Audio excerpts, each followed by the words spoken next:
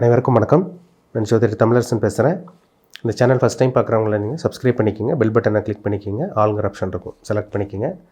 அப்போ தான் நாங்கள் போடுற வீடியோஸ் எல்லாமே உங்களுக்கு நோட்டிஃபிகேஷன் வரும். இன்றைக்கி நம்ம இந்த வீடியோவில் எதை பற்றி பார்க்க போகிறோன்னா, செவ்வாய் திசை 7 வருட செவ்வாய் திசை என்ன செய்யும் சரிங்களா? 7 வருட செவ்வாய் திசை என்ன செய்யும், வரமா சாபமா, எந்த ராசிக்கு பார்க்க போகிறோன்னா தனுசு. காலபுருஷ தத்துவப்படி 9ஆம் ராசியான தனுசு ராசினியர்களுக்கு செவ்வாய் திசை எப்படி இருக்குன்னு பார்க்கலாம். எல்லா ராசிக்கும் செவ்வாய் திசை வராது. ஒரு சில ராசிக்கு செவ்வாய் திசை அவங்க வாழ்க்கையில் சந்திச்சே ஆகணும். ஒரு சில ராசிக்கு செவ்வாய் திசையே வராமே போகுங்க. ஆயுள் முழுக்க செவ்வாய் திசையே வராதுங்க, சந்திக்க மாட்டாங்க. ஒரு சில ராசிக்கும் ஒரு சில நட்சத்திரத்துக்கும் கண்டிப்பாக செவ்வாய் திசை வரும். அவங்க வாழ்க்கையில் ஒரு இம்பாக்ட் ஏற்படுத்தி கொடுக்கும். ஒன்றா நல்லது பண்ணும் இல்லை கெட்டது பண்ணிடும். அது இருக்கிற இடத்தை பொறுத்து, சேர்ந்த கிரகங்களோட அமைப்பு பொறுத்து. இப்போ பார்த்திங்கன்னா மூலம் தனுசு ராசின்னா உங்களுக்கு மூலம், பூராடம், உத்திராடம் இந்த 3 நட்சத்திரத்தில் தான் பிறந்திருப்பீங்க சரிங்களா? இப்போ மூல நட்சத்திரக்காரங்க பிறக்கும் போதே மூல நட்சத்திரக்காரங்களுக்கு பார்த்திங்கன்னா கேது திசை நடந்திருக்கும். ரெண்டாவதாக பார்த்திங்கன்னா கேது திசை முடிஞ்சு சுக்கிர திசை 20 வருஷம் நடந்திருக்கும். மூணாவதாக பார்த்திங்கன்னா சூரிய திசை நடந்திருக்கும் 6 வருஷம். நாலாவதாக சந்திர திசை உங்களுக்கு 10 வருஷம் நடந்திருக்கும். அஞ்சாவதாக உங்களுக்கு செவ்வாய் திசை 7 வருஷம் நடக்கும். 7 வருஷம் செவ்வாய் திசை நடக்கும் உங்களுக்கு சரிங்களா? பூராட நட்சத்திரக்காரங்களுக்கு பிறக்கும் போதே சுக்கிர திசை. அப்புறம் பார்த்திங்கன்னா உங்களுக்கு சூரிய திசை ஒரு 6 வருஷம் நடக்கும். சூரிய திசை சுக்கிர திசை முடிஞ்சு உங்களுக்கு சூரிய திசை ஒரு 6 வருஷம் நடக்கும். அதுக்கப்புறம் சந்திர திசை ஒரு 10 வருஷம் நடக்கும். அப்புறம் நாலாவதாக செவ்வாய் திசை 7 வருஷம் நடக்கும். உத்திராட நட்சத்திரக்காரங்களுக்கு பிறக்கும் போதே உங்களுக்கு பார்த்திங்கன்னா சூரிய திசை, அதுக்கப்புறம் உங்களுக்கு சந்திரன் ஒரு 10 வருஷம் திசை நடத்துவார். அதுக்கப்புறம் மூணாவதாக உங்களுக்கு செவ்வாய் 7 வருஷம் திசை நடத்துவார். இதுதான் கான்செப்ட் சரிங்களா? அப்போ எல்லாத்துக்கும் ஒரே டைமில் திசை வராது. தனுசு ராசினா ஒரே நேரத்துக்கு செவ்வாய் திசை வராது. அவங்கவுங்க வயதுக்கு தகுந்த மாதிரி, அவங்கவுங்க நட்சத்திரத்துக்கு தகுந்த மாதிரி, நட்சத்திர பாதத்துக்கு தகுந்த மாதிரி, என்ன நட்சத்திர பாதத்தில் பிறந்தீங்களோ அதுக்கு தகுந்த மாதிரி அந்த செவ்வாய் திசை நடத்துவார் சரிங்களா? செவ்வாய்ங்கிறது ஒரு நெருப்பு கிரகம். செவ்வாய்ங்கிறது ஒரு ராஜ கிரகம். சூரியனுக்கு அடுத்தபடியாக இருக்கக்கூடிய சூரியன் பார்த்திங்கன்னா அரசன். செவ்வாய் தளபதி. செவ்வாய் ஒரு போர் கிரகம். இப்போ ஒருத்தர் பார்த்திங்கன்னா செவ்வாய் ஜாதகத்தில் வலுத்தவங்க பார்த்திங்கன்னா ஒரு வேகமும் விவேகமும் நல்ல துடிப்பானவர்கள், ஒரு கட்ஸான ஒரு ஆளாக இருப்பாங்க. எதுக்கும் பயந்துக்க மாட்டாங்க. தைரியத்தை கொடுக்குற கிரகமே செவ்வாய் தான். செவ்வாய் ரத்தத்துக்கு உண்டான கிரகம். உடம்புல ஒரு மனுஷ உடம்புல ஒரு ரத்தத்துக்கு உண்டான பிளானட்டே செவ்வாய் தான்.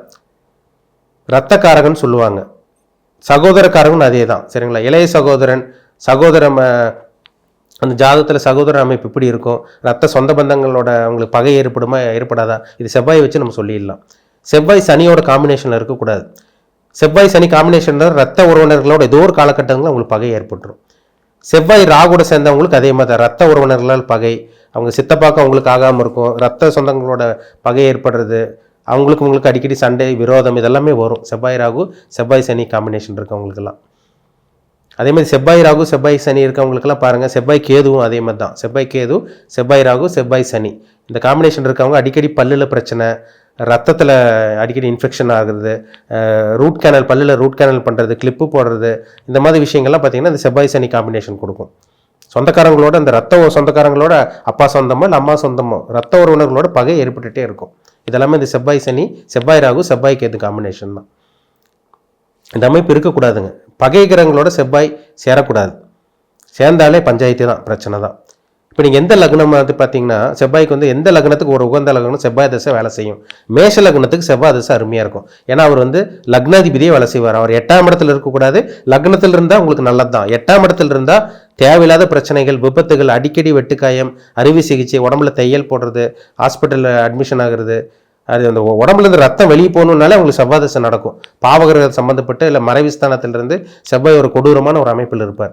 அவங்களுக்கு தான் அந்த ஹாஸ்பிட்டல் செலவு, மருத்துவ செலவு, ஹாஸ்பிட்டலைசேஷன், அடிக்கடி பார்த்திங்கன்னா ஊசி, மாத்திரை, மருந்து, தையல் போடுறது, ரத்தம் வெளியே வர்றது எல்லாமே இந்த செவ்வாயோடது தாங்க. அந்த 7 வருஷம் நடக்கும். மேஷ லக்னத்துக்கு செவ்வாய் 8ல் போகக்கூடாது. லக்னத்தில் இருந்தால் கூட நல்லது. சுபகிரகம் தொடர்பு இருந்துச்சுன்னா கண்டிப்பாக ஜாதகர் ஒரு ஸ்ட்ராங்கான ஒரு ஆளாக இருப்பார். சுபகிரகம் சம்பந்தம் கண்டிப்பாக இருக்கணும். சிம்ம லக்னக்காரங்களுக்கும் கடக லக்னக்காரங்களுக்கும் செவ்வாய் அருமையாக வேலை செய்யும். செவ்வாய் திசை 7 வருஷம் சூப்பராக வேலை செய்யும் உங்களுக்கு. விருச்சிக லக்னக்காரங்களுக்கு செவ்வாய் திசை நல்லாயிருக்கும். ஏன்னா அவர் லக்னாதிபதியாகவும் உங்களுக்கு 6ஆம் அதிபதியாக வந்துடுவார். அவர் 6ஆம் இடத்துல இருந்தால் கூட நல்லது பண்ணுவார். ஏன்னா 6ஆம் இடத்துல ஒரு பாவகிரகம் செவ்வாய் இருந்துச்சுன்னா, தனிச்சிருந்துச்சுன்னா நோய் இல்லாமல் பண்ணுவார், கடன் இல்லாமல் பண்ணுவார், எதிரிகள் இல்லாமல் பண்ணுவார். எதிரிகள் அழிக்கிறது இந்த செவ்வாய் தான். தனுசு லக்னத்துக்கு வந்து செவ்வாய் 5ஆம் அதிபதியா 12ஆம் அதிபதியா வந்துருவார். தனுசு லக்னத்துக்கு செவ்வாய் அதே மாதிரி தாங்க 12ஆம் இடத்துல இருக்கிறத விட உங்களுக்கு 5ஆம் இடத்துல இருந்து சுபகிரக சம்பந்தம் இருக்கணும். இல்லை 12ஆம் இடத்துல இருந்து தனிச்சு இருந்துச்சுன்னா தூக்கத்துக்கு எடுத்துரும், அயன சயன போகஸ்தானத்துக்கு எடுத்துரும். அப்போ அவங்க சுபகிரக சம்பந்தம் பண்ணும் கண்டிப்பாக 12ஆம் இடத்துல செவ்வாய் இருந்துச்சுன்னா.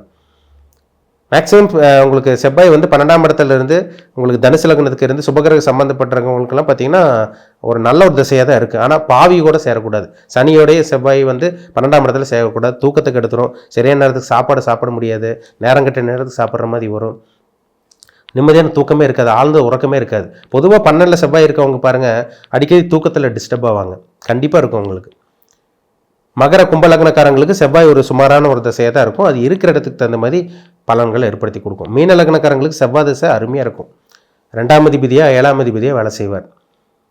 அப்போ 2ஆம் அதிபதி பணத்தை கொடுக்குற கிரகம் செவ்வாய் தான், பாக்கியத்தை கொடுக்குற கிரகம் செவ்வாய் தான். அவர் சனியோட தொடர்பில் இருக்கக்கூடாது. பணப்பிரச்சனை, பாக்கியங்கள், அதிர்ஷ்டம் எல்லாமே கெட்டு போகும்னு அர்த்தம். அப்போ மேஷ லக்னம், கடக லக்னம், சிம்ம லக்னம், விருச்சக லக்னம், தனுசு, மீன லக்னக்காரங்களுக்கு செவ்வாய் நல்ல ஒரு கிரகத்தோடு சேர்ந்து சுபகிரகங்களோடு சேர்ந்து லக்னத்துக்கு வந்து பார்த்தீங்கன்னா கேந்திர திரிகோணாதிபதிகளோட அமைப்பில் திரிகோணஸ்தானத்தில் இருந்தார்னா கண்டிப்பாக அந்த செவ்வாய் தசை யோக தசையாக இருக்கும். எந்த லக்னத்துக்கு தான் அப்படி செவ்வாய் தசை வரக்கூடாதுன்னா கன்னி லக்னத்துக்கு செவ்வாய் வரக்கூடாதுங்க. கன்னி லக்னத்துக்கு 3 மற்றும் 8ஆம் அதிபதியாக வந்துடுவார். அசிங்கமானத்தை கொடுக்குறது அவர் தான், விபத்தை கொடுக்குறது அவர் தான், கண்டத்தை கொடுக்குறது அவர் தான். ஏதோ ஒரு பிரச்சனையை வில்லங்கத்தில் கொண்டு போய் மாட்ட வச்சிடும். கோர்ட்டு கேஸ் பிரச்சனை, போலீஸ் ஸ்டேஷன், அடிதடி, பஞ்சாயத்து எல்லாமே அந்த கன்னி லக்னக்காரங்களுக்கு செவ்வாய் தசை வந்தால் கொடுத்தே தீரும். மிதுன லக்னக்காரங்களுக்கு கடன் தொல்லை கொடுத்துரும், நோய் பிரச்சனை கொடுத்துரும், தீராத நோய், கடன் தொல்லை, எதிர்ப்புகள், இதெல்லாமே இந்த 7 வருஷம் செவ்வாய் திசையில் இருக்கும்.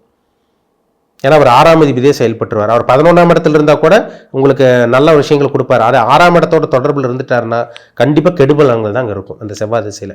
அப்போ கன்னி லக்னத்துக்கும் மிதுன லக்னத்துக்கும் செவ்வாய் வந்து ஒரு அவயோகி கிரகம், கெட்ட கிரகமாக இருக்கிறதுனால அந்த லக்னத்துக்கு செவ்வாய் திசை வர்றவங்க கவனமாக இருங்க.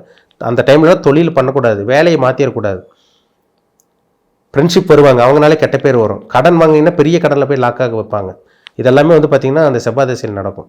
அசிங்கமானம், விபத்து, கேவலப்படுறது, தொடர்ந்து தோல்வி சந்திக்கிறதெல்லாம் பாருங்கள் கன்னி மிதுன லக்னக்காரங்களுக்கு செவ்வாய் திசை நடந்துகிட்டு இருக்கும். அவங்க தான் பிரச்சனைகள் இருப்பாங்க. வாழ்க்கையே போராட்டங்க சார், எந்த இதுவும் உங்களுக்கு நடக்கல, நல்லது நடக்கல, நாங்களும் எவ்வளோ பரிகாரம் பண்ணிட்டோம், என்னென்னமோ பண்ணி பார்த்தோம், ஒன்றும் வேலைக்காக மாட்டேங்குது, எங்கள் வாழ்க்கை எப்போ மாறும்னு கேட்குறாங்க. பார்த்தீங்களா, ஜாதகத்தை பார்த்தா செவ்வாய் கெட்டு போயிருப்பார். செவ்வாய் சனியோடையோ ராகோடையோ இந்த மாதிரி அமைப்புலலாம் கெட்டிருப்பார் கண்டிப்பாக. செவ்வாய் சுக்கிரனோடு இருந்தால் செவ்வாய் திசை நல்லா இருக்குங்க. செவ்வாய் வந்து குருவோட தொடர்பில் இருந்துட்டாருன்னா செவ்வாய் திசை பெருசாக கெடுக்காது, உங்களை நல்ல ஒரு அமைப்பு கொடுத்துரும்.